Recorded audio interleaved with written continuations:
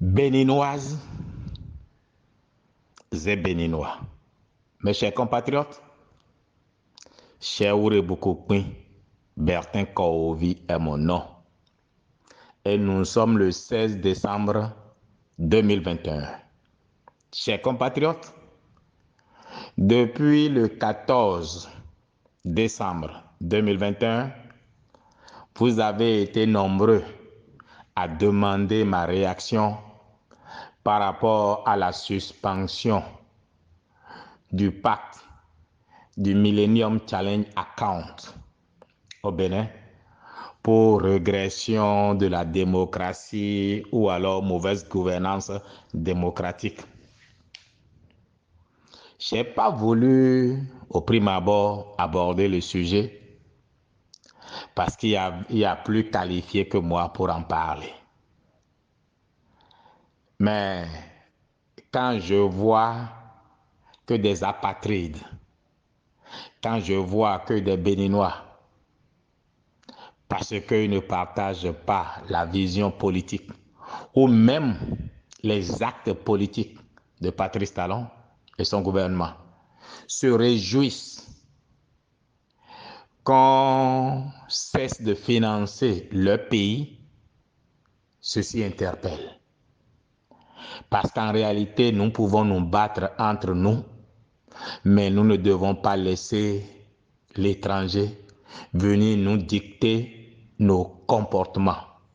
En effet, si les Américains étaient conséquents envers eux-mêmes, c'est depuis la 7e législature que les Américains auraient dû sanctionner le Bénin. Patrice Talon et son gouvernement ne sont pas au Parlement.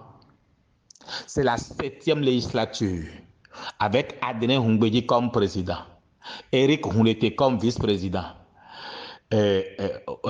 Houdé Aditi et dans le bureau, etc. Eh bien, c'est cette législature-là qui nous a cousu des lois aujourd'hui qui font effet. Écoutez, on peut tout reprocher à Patrice Talon, mais il n'est pas au Parlement. Ce sont les lois votées. Et je voudrais que chacun se souvienne des audios que je faisais à chaque fois pour dénoncer. À chaque fois quand on annonçait une loi, je dénonçais. Où sont ceux qui parlent aujourd'hui? Mais écoutez, si les Américains veulent sanctionner le Bénin, c'est depuis le 4 février 2021 que les Américains auraient dû sanctionner tout le peuple béninois pour avoir violé les décisions de la Cour africaine des droits de l'homme et des peuples, décisions prises le 4 et le 5 décembre 2020 et qui disait, je cite, que toutes les lois sont nullifiées, les réformes suspendues et qu'il fallait que ceux qui sont en exil rentrent et qu'il y ait des assises entre les fils d'un même pays avant qu'on aille aux élections présidentielles. Mais quand Rekiat Mabdougou et les soi-disant démocrates ont candidaté, n'ont-ils pas violé la décision de la Cour africaine des droits de l'homme et des peuples? Quand Ivo a été candidat, n'a-t-il pas violé cette décision? Quand Patrice Talon a candidaté, n'a-t-il pas violé cette décision? Quand, comment il s'appelle, Paul Hunkwe, n'a-t-il pas, etc. Mais pourquoi c'est aujourd'hui tout le peuple, mouvance comme opposition, s'est entendu pour violer cette décision de la Cour africaine des droits de l'homme et des peuples? Je crois que l'ayant fait, ça fait partie aussi de la non-bonne gouvernance démocratique. Mais pourquoi les Américains n'ont rien dit? Et c'est parce que les lois qui régissent nos systèmes électoraux ont frappé d'aucuns que subitement on n'est plus en démocratie. C'est malheureux et c'est triste. Bon, la démocratie n'est pas un produit d'importation qu'on amène d'ailleurs. À quoi je le sais? Donald Trump s'est plaint du processus électoral dans son pays, les États-Unis. Mieux, Les pays africains à qui on a gardé le Millennium Challenge Account sont-ils plus démocratiques que le Bénin? Guillaume Soro est condamné à 20 ans en Côte d'Ivoire. Et d'autres encore. La Côte d'Ivoire est-elle plus une démocratie que le Bénin? Je ne dis pas que tout est bien et qu'il fonctionne bien au Bénin, non. Mais c'est une bonne chose d'ailleurs que le président Patrice Talon ait été finalement exaucé, lui qui en 2013, oui je sais que vous allez me le dire, lui qui en 2013, pour des raisons qui lui sont propres dans sa lutte politique, et qu'est-ce qu'on ne ferait pas quand on mène une lutte politique, même une folie, lui qui a payé un cabinet pour qu'on suspende le Millennium Challenge Account au Bénin, au temps de Yahi Boni, c'est à son époque que cela arrive. C'est une bonne chose, c'est le karma.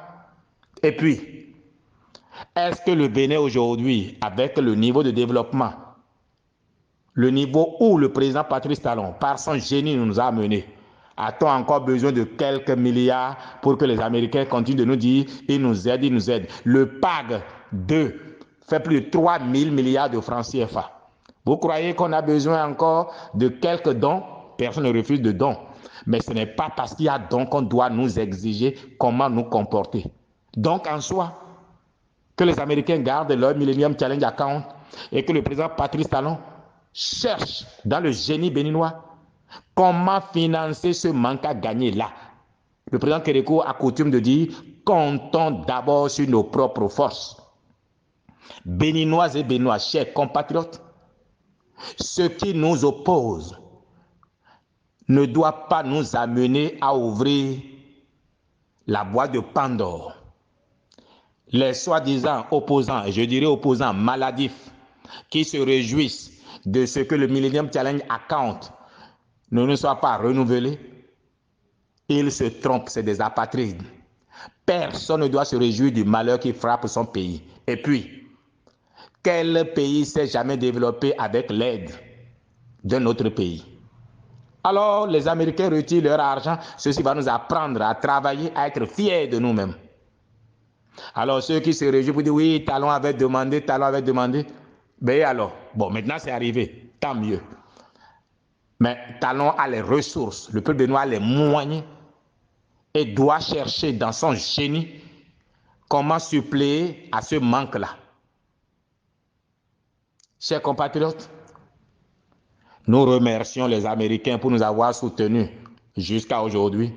Je crois qu'aux États-Unis, il y a même plus de pauvres qu'il y en a au Bénin aujourd'hui qui ont besoin de cet argent-là. Que les Américains gardent leurs dons, si ce don-là doit faire de nous des esclaves.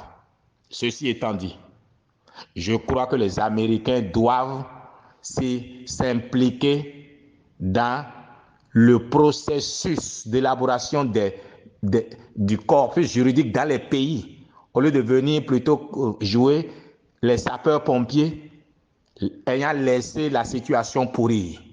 Qu'est-ce qu'on n'a pas dit aux Américains?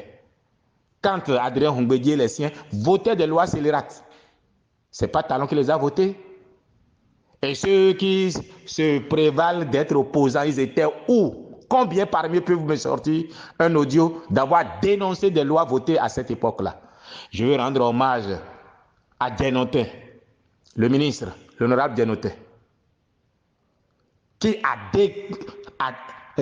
dénoncé plusieurs lois autant que Adrien et les siens ont voté. Est-ce que c'est Talon qui votait les lois?